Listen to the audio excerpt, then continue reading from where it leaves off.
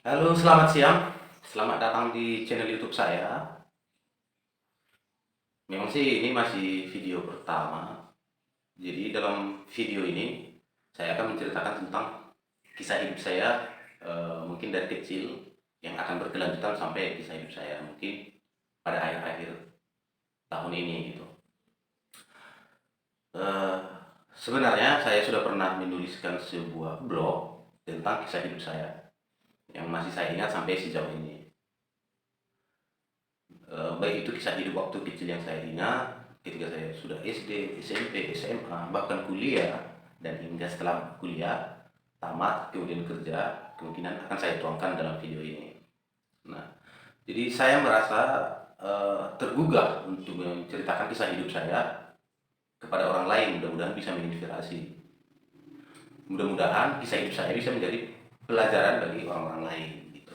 Nah, seperti yang saya bilang tadi, dulu saya sudah pernah menuliskan kisah hidup saya dalam sebuah blog. Nah, dan ternyata blog saya itu sebelum saya upload semua kisah hidup saya ke sana, blog saya hilang. Di samping itu juga saya mengalami kendala waktu itu tentang file yang sudah saya ketikkan saya simpan di flash disk. Ini kejadian di tahun 2017 ketika saya bekerja di sebuah perusahaan. Flash disk saya itu saya cantolkan dengan kunci motor. Nah, kunci motornya hilang dan akhirnya flash disk pun hilang. Usaha yang sudah saya buat untuk menuliskan sebuah blog dengan jumlah yang udah cukup besar, kalau nggak salah waktu itu kisah hidup yang udah saya tuangkan itu sekitar lebih 60-an lembar. Jadi saya udah menuangkan kisah hidup saya waktu kecil sampai masa SMA. Nah, itulah yang berisikan 60 lembar.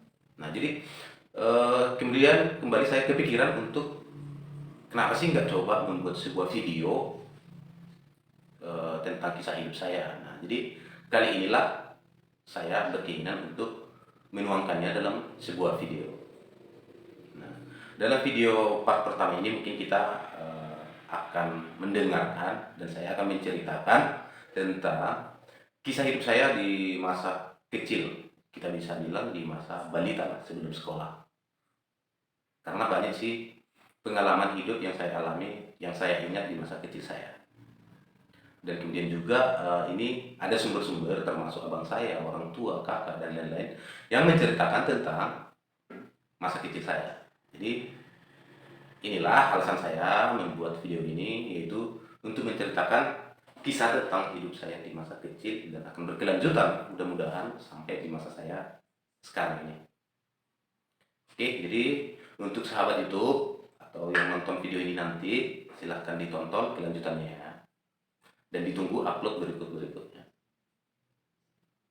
Oke.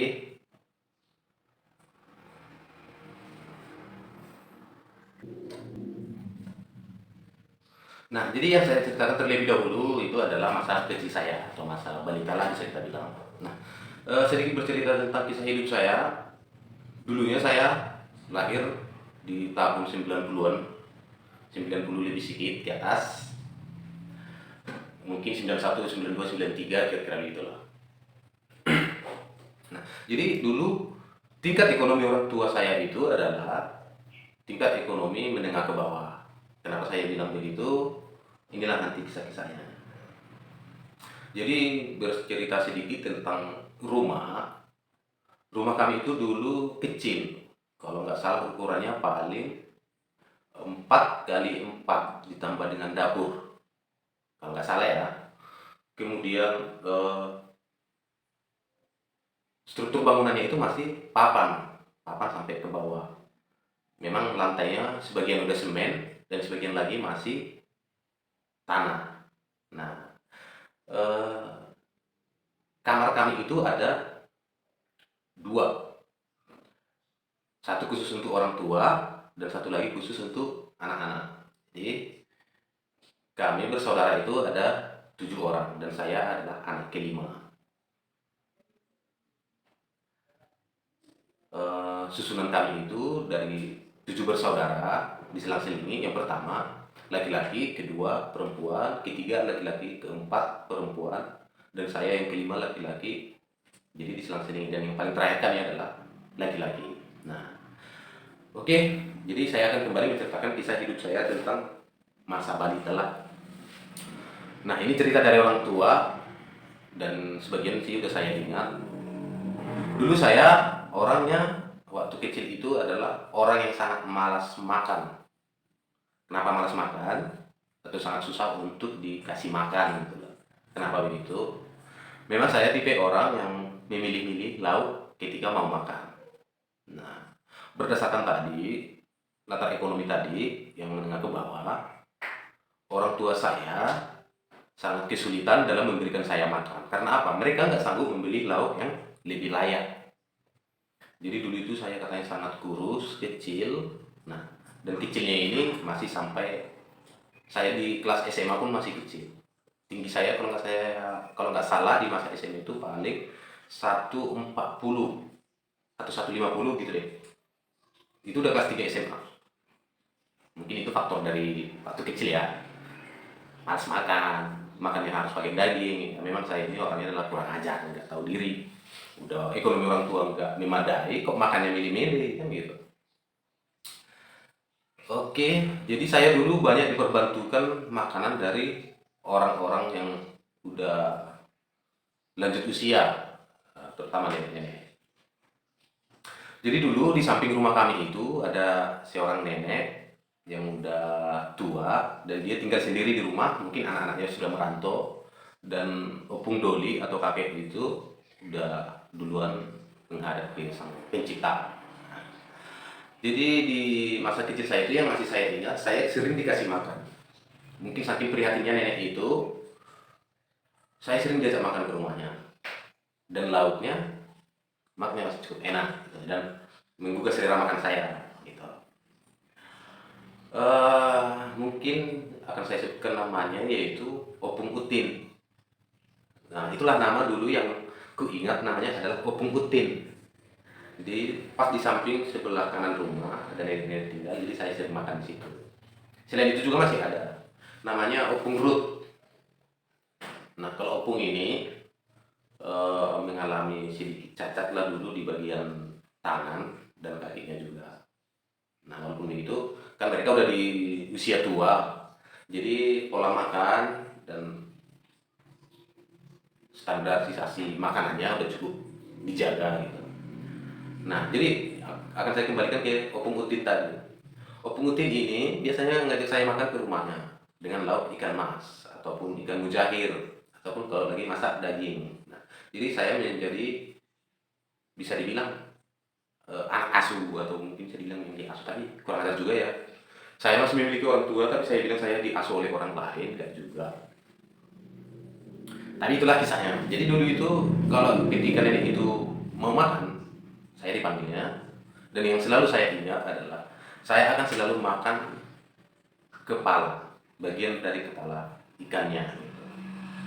Tapi ketika saya sekarang ini saya berpikir gini loh, mungkin saya dipanggil makan itu karena dia nggak bisa makan bagian kepala dari ikannya, jadi biar ada yang makan, saya yang dipanggil. Mungkin ya, tapi ya mudah-mudahan enggak. Mungkin itu adalah niat baiknya untuk memanggil saya makan dan karena mungkin kasihan dengan kondisi tubuh saya. Jadi ini berlangsung lama. Saya mengalami ini cukup lama dipanggil makan ke rumahnya ketika masak ikan yang enak. Dan kalau nggak salah ini berlangsung sampai saya mau SD. Nah, keberlangsungan ini terhenti karena apa? Terakhirnya nenek itu juga meninggal dunia, udah menghadap sama sang pencipta. Nah, kalau Opung Ruth yang saya bilang tadi sering juga mengajak saya untuk makan di rumahnya. Nah, Opung Ruth ini memiliki cucu-cucu juga di kampung gitu atau di dekat rumahnya.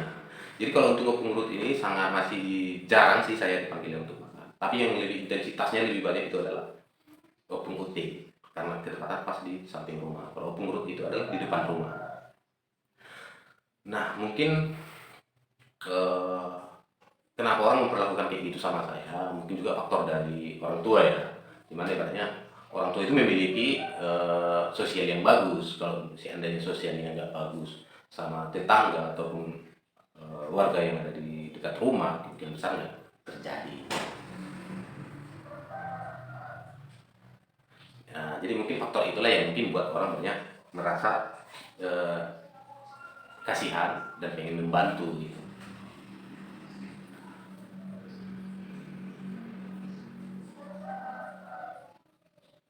Nah, itu berkaitan dengan cara makan saya. Nah, saking parahnya dulu, ini di tahun 90-an ya. Seperti yang saya bilang, dulu saya lahir di tahun 90-an. Masalah tentang berkaitan dengan kamar mandi. Ini hal yang sangat sulit juga, ini kamar mandi aja pun nggak ada. Kalau mau buang air besar kemana dia? Ke halaman, cok. Kalau nggak ke halaman kemana? Belakang rumah. Sedih lah. Itu kan itu untuk anak-anak. Oke, masih di zaman itu masih wajar lah buang air besar di depan rumah. Itu kotorannya di mana? Dimakan anjing sama babi gitu. Jadi saya pernah masih mengalami itu ketika kita buang air besar udah dijagain anjing, dikawal sama babi. Untuk apa? Untuk makan ini tadi. Oke, jadi kalau untuk orang-orang dewasa kemungkinan besar pergi ke ladang lah, ke ladang kopi atau ke ladang mana sih yang ada lebih sembunyi lah kalau untuk orang-orang yang udah dewasa. Nah, jadi seperti yang saya bilang tadi itu adalah eh, tingkat ekonomi itu memang nggak memadai. Sekelas kamar mandi pun nggak ada. Emang sih bukan cuma di keluarga yang kayak gitu, masih mayoritas sih. Kalaupun ada tempat wudhu,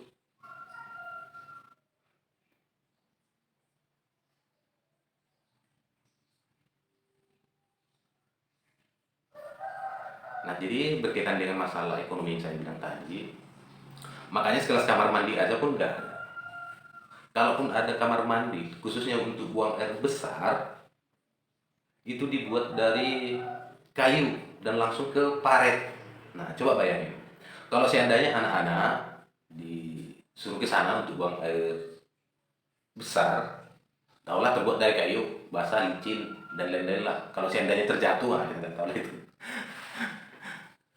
Pernah nggak bayangin donat dicelupin ke coklat? Nah, kira-kira kayak gitulah kalau seandainya waktu kecil anak-anak itu disuruh buang air besar ke WC yang saya bilang tadi, masih dari kayu dan langsung ke paret. Oke, itu berkaitan dengan masalah kamar mandi atau masalah buang air besar. Ke masalah mandi. Jadi dulu di masa saya kecil, mandi itu adalah di sumur. Ya memang sih di sumur mandinya orang gila aja tahu itu mandinya di sumur gitu. Tapi sumurnya pada umumnya terbuka. Nah jadi nggak apa-apa sih kalau di masa kecil ditelanjangin, nggak masalah sih ya. Nah jadi yang menjadi permasalahan adalah untuk orang dewasa gitu. Gimana mandinya? Nah jadi saya masih ingat dulu, termasuk ibu-ibu, ini bukan menjadi hal yang seksual ya, ini hanya sekedar menceritakan. Kalau ibu-ibu mandi itu pakai sarung. Jadi sarung dililitkan, mandi dari atas, disabuni ya, dengan cara masing-masing lah. Tapi pada umumnya masih pakai sarung untuk mandi. Bisa nggak kebayang nggak sih gimana mandinya? Seperti yang saya bilang tadi, pakai sarung.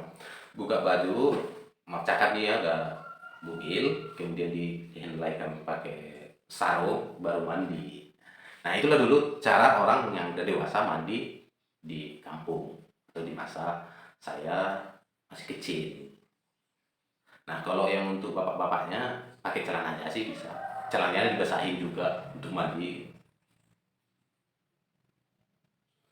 Sedih lah pokoknya. Nah berkaitan dengan yang saya bilang tadi itu, kamar mandi nggak ada. Gimana kalau malam-malam gitu? Nah ini sering ini kejadian ini. Kalau kita mau buang air besar di malam hari, tentunya kemana? Ke belakang rumah itu sangat jarang. Yang ada kemana? Depan rumah. Ada halamannya gitu, depan rumah. Tadi kan udah saya bilang kita ditungguin sama anjing, dikawal sama babi. Itu karena apa? Mereka nunggu makanannya itu kotoran kita tadi. Kadang sih juga ketika kita buang air besar itu harus bawa kayu. Kayu itu gunanya untuk apa? Untuk mukul binatang yang ada dekat kita tadi, seperti anjing, babi, biar kita nggak digesek-geseknya atau tadi si seruduknya untuk ngambil kotoran itu. Nah itu, jadi selain itu juga kita bawa lampu. Lampunya kayak mana? Bukan lampu listrik. Lampu listrik kan jarang sih dibawa-bawa. Yang kita bawa adalah lampu teplok yang masih minyaknya adalah minyak tanah, pakai sumbu gitu.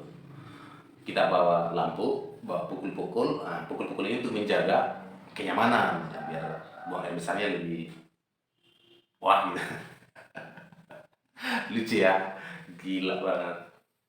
Mungkin untuk anak-anak kelahiran tahun 2000-an nggak ngalamin ini lagi.